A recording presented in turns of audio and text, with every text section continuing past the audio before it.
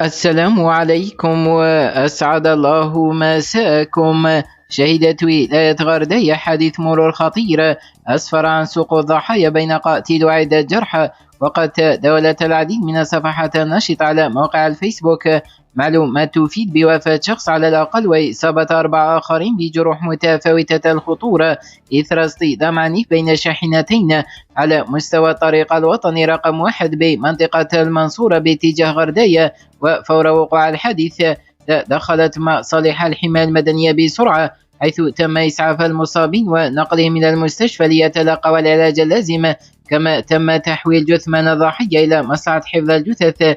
من جهتها باشرت المصالح الأمنية تحقيقا معمق لمعرفة الأسباب والظروف الحقيقية والتي أدت إلى وقوع الكارثة.